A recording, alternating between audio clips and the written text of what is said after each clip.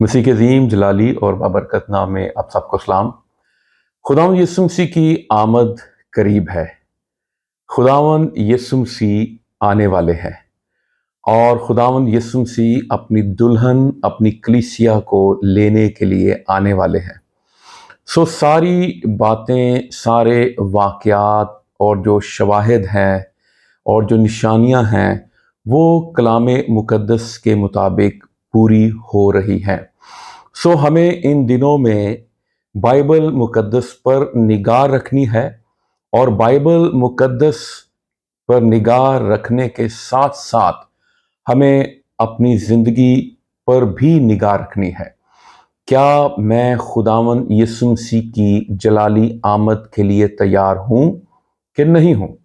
और मुझे अपने आप को भी तैयार करना है और साथ मुझे उन जिंदगियों को भी तैयार करना है, उन जिंदगियों तक खुदावंद यीशु मसीह का पैगाम पहुंचाना है जो खुदावंद यीशु मसीह पर ईमान नहीं लाए। मुझे मुनादी करनी है, मुझे उन लोगों के लिए दुआ करनी है और मुझे उन रूहों तक पहुंचना है।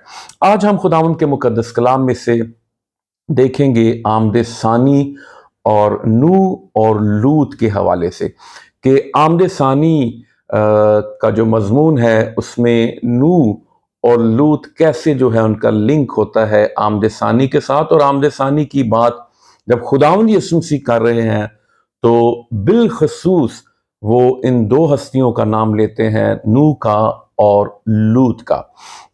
मुकद्दस लूका की इंजील उसका 17वां बाब और उसकी 26वीं आयत से अगर हम पढ़ें तो लिखा है, और जैसे नूह के दिनों में हुआ था उसी तरह इब्ने आदम के दिनों में भी होगा कि लोग खाते पीते थे और उनमें ब्याह शादी होती थी उस दिन तक जब नूह कश्ती में दाखिल हुआ और तूफान ने आकर सबको हलाक किया।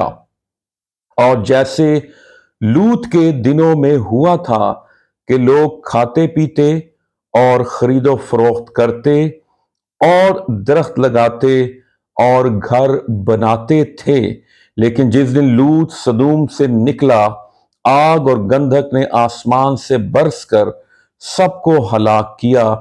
इब्ने आदम के जाहिर होने के दिन भी ऐसा ही होगा। आमीन।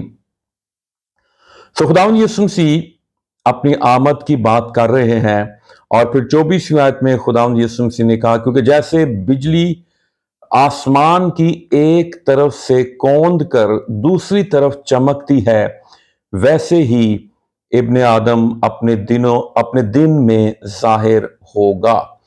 खुदावंद यीशु मसीह यहाँ पर जब नूह की बात कर रहे हैं और लूत की बात कर रहे हैं, खास तौर पर कह रहे हैं जैसे नूह के दिनों में हुआ था, और फिर 28वीं आयत में और जैसे लूत के दिनों में हुआ था। और 5 बातें जो हैं खुदावंद यीशु मसीह ने निशानियां बताई हैं। और अगर हम दौरे हाजरा में अपने ज़माना में देखें, मौजूदा ज़माने में देखें इन 5 बातों को, तो हम देखेंगे कि ये बातें जो हैं, ये निशानियां जो हैं बड़ी शदोमत के साथ ये पूरी हो रही हैं। पहली बात, जैसे नूह के दिनों में हुआ था वैसे उसी तरह इब्ने आदम के दिनों में भी होगा कि लोग खाते पीते थे। आज अब देख लें कि खाने पीने का रुझान बहुत ज्यादा है। आज से शायद 40-50 साल पहले आप देख लें कि एक मखसूस वक्त पे जो था वो नाश्ता होता था, दोपहर का खाना होता था, रात का खाना होता था। आज के दौर में क्या है कि आप देखते हैं कि हर कोई इंसान उसको भूख भी नहीं है फिर भी वो खाता है। और पूरी दुनिया में जो फास्ट फूड की जो चेन्स हैं वो आपको मिलेंगी, और आप रात के किसी भी पहर में आपके घर में कुछ भी नहीं है, आपके घर में कोई ग्रोसरी नहीं है, कोई सौदा सलफ नहीं है, कोई राशन नहीं है, लेकिन फिर भी आप रात के किसी भी पहर में आप फास्ट फूड वालों को कॉल कर सकते हैं और उनका राइडर आएगा और आपकी दहलीज पे आपका खाना पहुंचा देगा। سو آپ دیکھ لیں کہ لوگ کھاتے پیتے تھے، اور آج کل جو ہے لوگ بھرپور طریقے سے کھانے پینے کا جو رجحان ہے وہ لوگوں میں پایا جاتا ہے۔ اور پھر دوسری بات جو یسوع مسیح نے کہی، ان میں بیاہ شادی ہوتے تھے۔ بیاہ شادی آپ دیکھ لیں، مارکیز جو ہیں کتنی زیادہ ہیں ہمارے ملک میں، ویڈنگ ہال جو ہیں، اور لوگ ان کو ہائر کرتے ہیں، اور وہ جو ایک زمانہ ہوتا تھا، ٹینٹ لگائے جاتے تھے، تیاریاں کی جاتی تھیں، وہ اب دور ختم ہو گیا ہے، اور اب مارکیز ہیں، اور آپ کو ہر جگہ پر آپ کو یہ چیزیں ملیں گی، کیونکہ لوگ ان کو لیتے ہیں، اور لوگ بآسانی اپنی شادی بیاہ جو ہے وہ کر سکتے ہیں۔ اور ایک ایک ٹائم میں بھی آج کل اجتماعی شادیاں ہو رہی ہیں، ایک ہی وقت میں آپ دیکھیں کہ 100 شادیاں، اجتماعی شادیاں، 500 شادیاں بھی ہوتی ہیں۔ سو لکھا ہے اس دن تک جب تک نوح کشتی میں داخل ہوا اور طوفان نے آ کر سب کو ہلاک کیا۔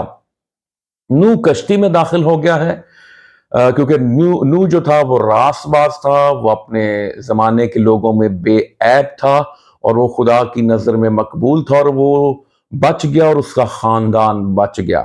120 سال نوح نے منادی کی، یاد کیجئے، اور 120 سال کی منادی میں صرف 8 زندگیاں بچیں۔ سو یہ لمحہ فکریہ ہے۔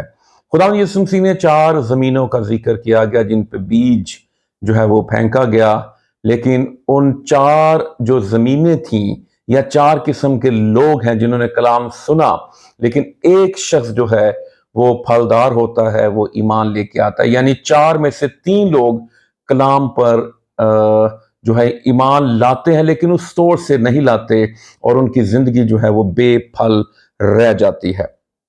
لکھا طوفان نے آ کر سب کو ہلاک کر دیا، کوئی زندگی نہیں بچی۔ اور نوح جو ہے یہ نمائندگی کرتا ہے کہ بڑے طوفان عدالت سے پہلے نوح کو بچا لیا گیا، اور ریپچر جو ہے اس سے پہلے جو ہے ایماندار اٹھا لے جائیں گے، وہ ہلاکت سے، وہ عدالت سے بچ جائیں گے۔ پھر تیسری بات جو خداوند یسوع مسیح نے کہی، اور جیسا لوط کے دنوں میں ہوا تھا کہ لوگ کھاتے پیتے، دیکھیں نوح کے دنوں میں بھی کھاتے پیتے اور لوط کے دنوں میں بھی کھاتے پیتے، یہ مشترک ہے بات۔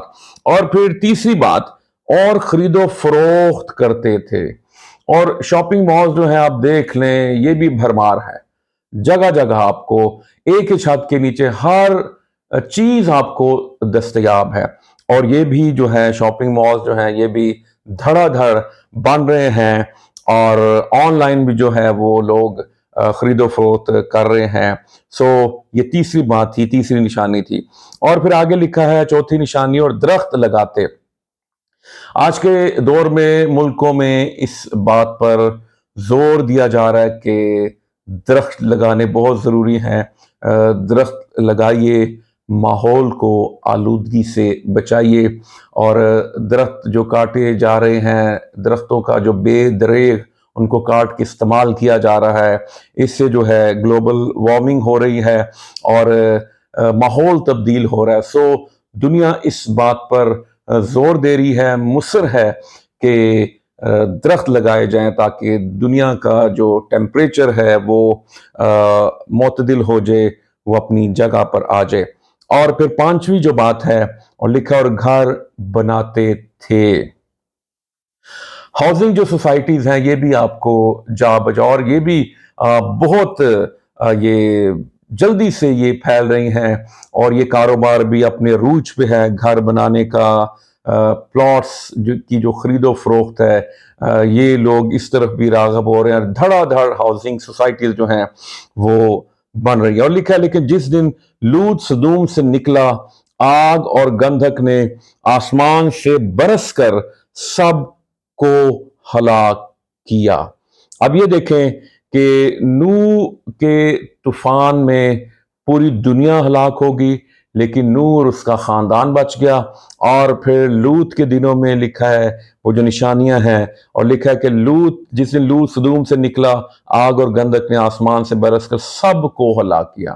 نوح کے ٹائم میں بھی سب ہلاک ہو گئے، اور لوط کے ٹائم میں بھی سب ہلاک ہو گئے، اور ابن آدم کے ظاہر ہونے کے دن بھی ایسا ہی ہوگا۔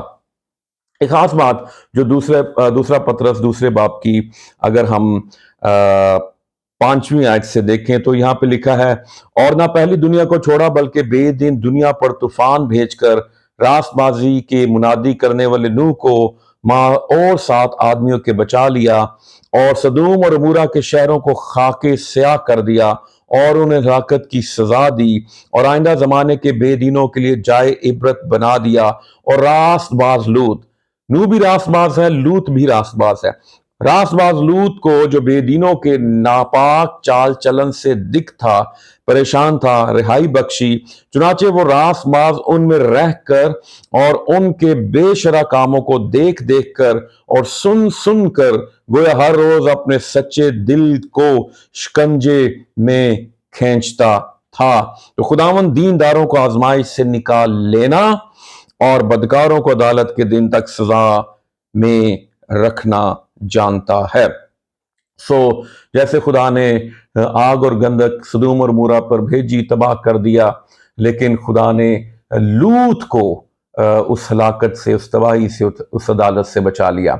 یہ اشارہ ہے کہ ایماندار جو ہیں، جو کلیسیا ہیں، جو خدا کے لوگ ہیں، وہ اس عدالت سے، ان ساری جو بڑی مصیبت میں جو کچھ ہی ہوگا، اس سے کلیسیا پہلے اٹھا لی جائے گی، ریپچر ہو جائے گا۔